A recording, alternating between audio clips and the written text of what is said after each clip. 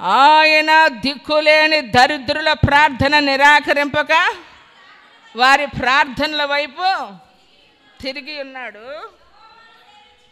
యెహోవాను సేవించుటకై జనములను రాజ్యములను కూర్చబడినప్పుడు మనుషులు సియోనులో యెహోవా ఘనతను, యెరూషలేములో ఆయన స్తోత్రమును ప్రకటించినట్లు. కొట్టు చప్పట్లు గట్టి కొట్టు.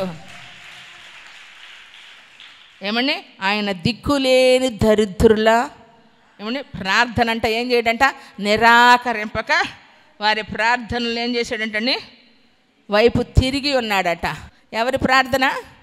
నా మాట చెప్పండి. ఇప్పుడు చదివిన ప్రార్థన చెప్పండి. ఆయన దిక్కులేని దరిద్రుల ప్రార్థనను నిరాకరింపక వారి ప్రార్థనల వైపు తిరిగి ఉన్న. నన్ను ఎందుకు పట్టించుకుంటారులే, వచ్చినా చూడరు, పలకరించరు, వాళ్ళనే చూస్తారు, వాళ్ళనే పట్టించుకుంటారు, వాళ్ళతోనే మాట్లాడతారు. ఏమమ్మా, మనుషులతో మాట్లాడకపోతే ఏమయ్యేది? సృష్టికర్త అయిన దేవునితో నువ్వు మాట్లాడుకునే సామర్థ్యాన్ని ఇస్తే మనుషులు నీకు ముఖం తిప్పుకున్నా దేవుడు చెవి పెడుతున్నాడు కదా. మనుషులు నీ మాట వినకపోయినా దేవుడు వింటున్నాడు కదా. మనుషులు నిన్ను నిరాకరించినా దేవుడు నిరాకరించటం లేదే. దిక్కులేని దరిద్రుల యొక్క ప్రార్థన అంటండి. చూడండి ఎంత గొప్ప అద్భుతమో.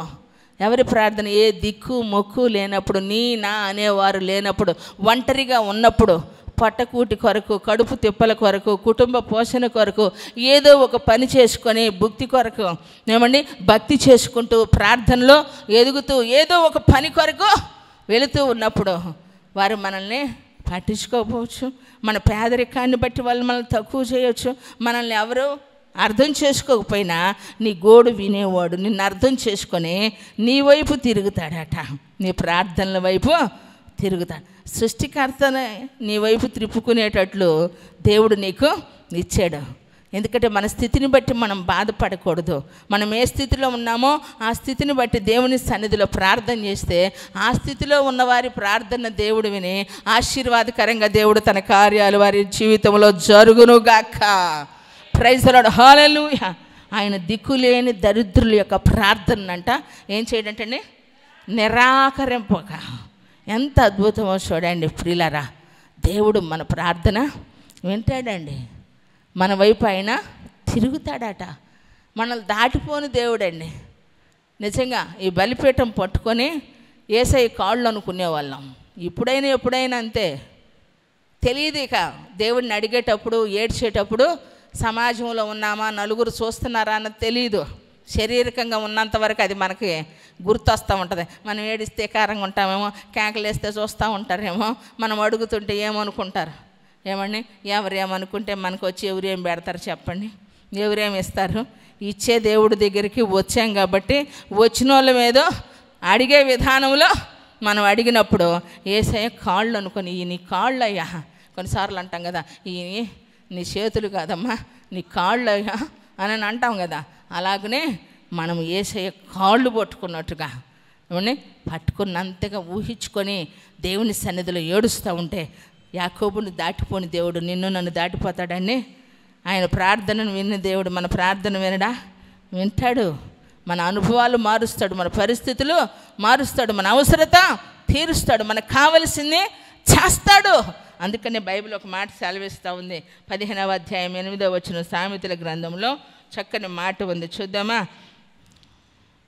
భక్తిహీనులు అర్పించు బలులు యెహోవాకు హేయములు, యథార్థవంతుల ప్రార్థన ఆయనకు ఆనందకరము. ఎవరి ప్రార్థన? వల్లిచ్చి చేయాల్సిన అవసరంలా. ఏమండి, ఏదో అంశాలు రకరకాలుగా పెట్టాల్సిన అవసరంగా లేదు. మనుషులు వినేదానికి అందంగా చేయాల్సిన అవసరం ఉంటుందేమో, కానీ యేసయ్య వినేదానికి బొంగురు గొంతుతో చేసినా, ఏడిసి చేసినా, నత్తోళ్ళకు చేసినా, మోగోళ్ళకు చేసినా, సైగలే చేసినా, ఎక్కెక్కే ఏడ్చినా, భాషతో చెప్పలేనంతగా నువ్వు ఏడ్చిన, గుండెలో బాదుకున్నా, ఏమండి నువ్వు ఎలా ఉండి చేసినా, ఏ పరిస్థితిలో ఉండి చేసినా హార్ట్ఫుల్గా, ఏమండి హార్ట్ఫుల్గా. రేపు వేపిస్తావు ఒక అమ్మాయి మూతి ముక్కు వంకర బాద్ది, పాట పాడుతుంటే ఏం ఆనందించినా ఆనందిస్తున్నారు.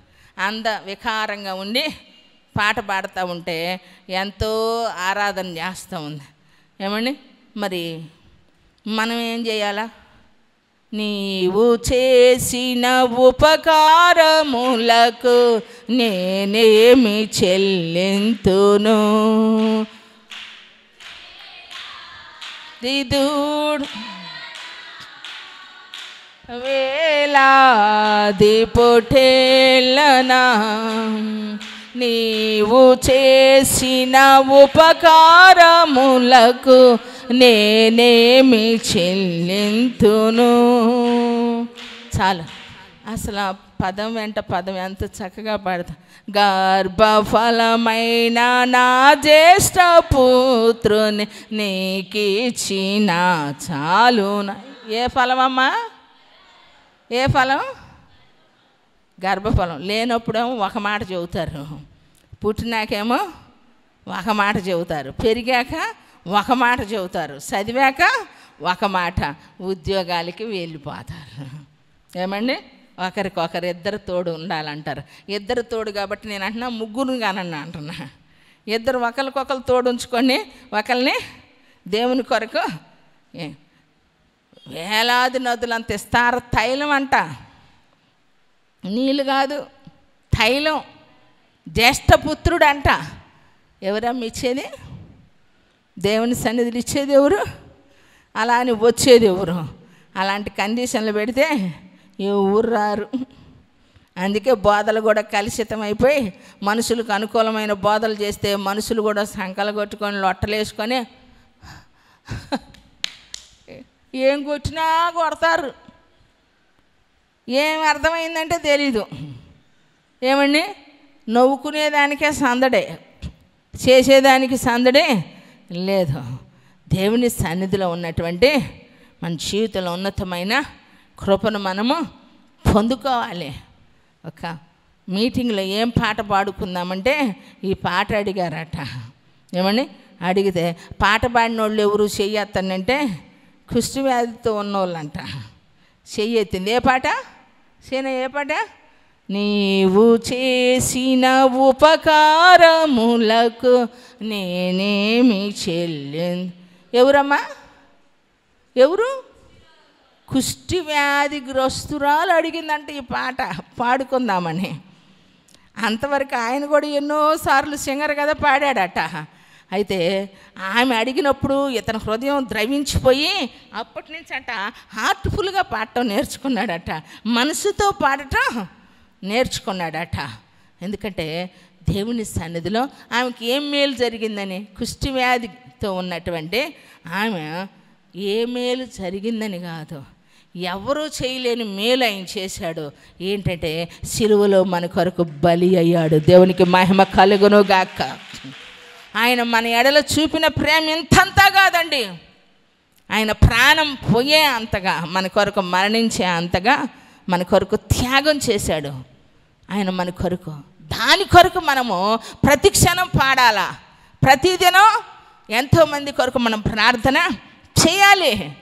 మనం ప్రార్థన చేస్తూ దేవుని సన్నిధిలో మనము కూడుకొని దేవుని నామమును బట్టి మనము దేవుని నామమును బట్టి ఏ ప్రార్థన అంశాన్ని అయితే ఎత్తిపట్టి ప్రార్థన చేస్తామో ఒక దినాన ఖచ్చితంగా అది కార్యరూపం దాల్చబడటం మనం వినికిడిలో చూస్తాము. దేవునికి మహిమ కలుగును గాక.